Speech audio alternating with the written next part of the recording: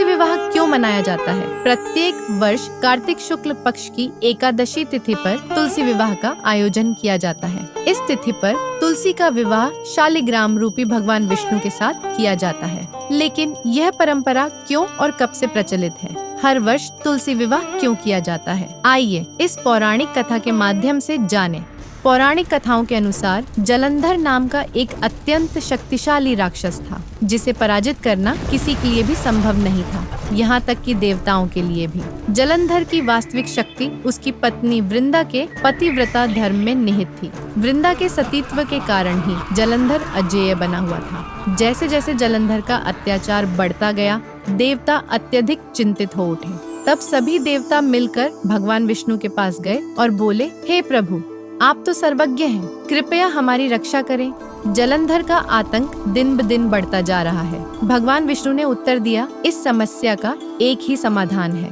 देवताओं ने पूछा, क्या है वह समाधान प्रभु? भगवान विष्णु बोले, जलंधर की शक्ति को नष्ट करना ही एकमात्र उपाय है। देवताओं ने कहा, लेकिन उसकी शक्ति को नष्ट करना तो असंभव है।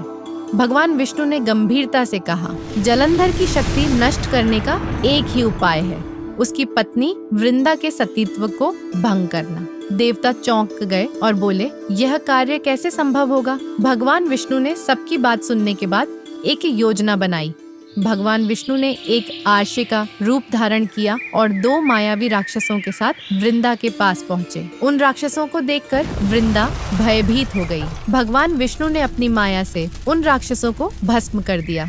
वृंदा ने उनसे पूछा, क्या आप मेरे पति के बारे में कुछ जानते हैं? कृपया मुझे बताइए। उस समय जलंधर कैलाश पर्वत पर भगवान शिव के साथ युद्ध कर रहा था। भगवान विष्णु बोले, धैर्य रखो, सब जान जाओगी। फिर भगवान विष्णु ने अपनी माया से 2 वानरों की रचना की। एक के हाथ में जलंधर का सिर और दूसरे के हाथ में उसका धड़ था। यह दृश्य देखकर वृंदा बेहोश हो गई। जब वह होश में आई तो अपने पति के प्राण वापस लाने के लिए भगवान विष्णु से प्रार्थना करने लगी। मैं आपसे विनती करती हूँ, कृपया मेरे पति के प्राण लौटा दीजिए। यदि आवश्यक हो तो मेरा प्राण ले लीजिए, लेकिन मेरे पति को जीवित कर दीजिए। भगवान विष्णु ने छल पूर्वक जलंधर के सिर और धड़ को जोड़ दिया और स्वयं उसमें प्रवेश कर गए। वृंदा इस छल को पहचान नहीं सकी और उसे अपना पति समझकर भगवान विष्णु को गले लगा लिया।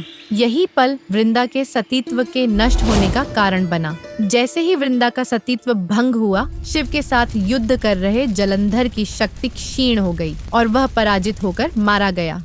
जब वृंदा को भगवान विष्णु के इस छल के बारे में पता चला तो वह क्रोधित होकर विष्णु को शाप देती है। आपने मेरे साथ इतना बड़ा छल किया है, मैं आपको शाप देती हूँ कि आप हृदयहीन शिला पत्थर में परिवर्तित हो जाएंगे। भगवान विष्णु ने वृंदा के इस शाप को स्वीकार किया और शालिग्राम नामक पत्थर के रूप में परिवर्तित हो गए। भगवान विष्णु के शिला में परिवर्तित होते ही सृष्टि में असंतुलन फैल गया।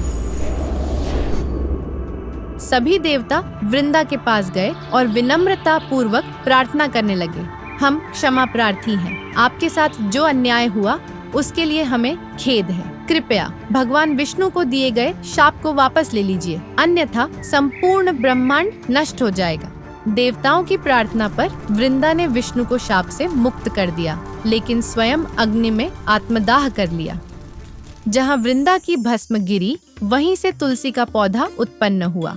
भगवान विष्णु ने वृंदा के सतीत्व का सम्मान करते हुए उसे तुलसी के रूप में अपने हृदय के निकट स्थान देने का वचन दिया। तभी से कार्तिक शुक्ल पक्ष की देव प्रबोधिनी एकादशी के दिन शालिग्राम, भगवान विष्णु और तुलसी वृंदा का रूप के विवाह की परंपरा आरंभ हुई। शास्त्रों के अनुसार शालिग्राम और तुलसी का विवाह कराने से व्यक्ति को परलोक में यश और पुण्य की प्राप्ति होती है। जिस घर में तुलसी का वास होता है, वहाँ अकाल मृत्यु का भय नहीं होता। और जो व्यक्ति तुलसी पत्ता और गंगा जल को मुख में रखकर प्राण त्यागता है, वह समस्त पापों से मुक्त होकर वैकुंठ धाम प्राप्त करता है। आशा है कि आपको यह कथा पसंद आई होगी। वीडियो देखने के लिए धन्यवाद। अगर आपको यह वीडियो अच्छा लगा हो तो लाइक, शेयर और कमेंट करना न भूलें। साथ ही सब्सक्राइब भी जरूर करें।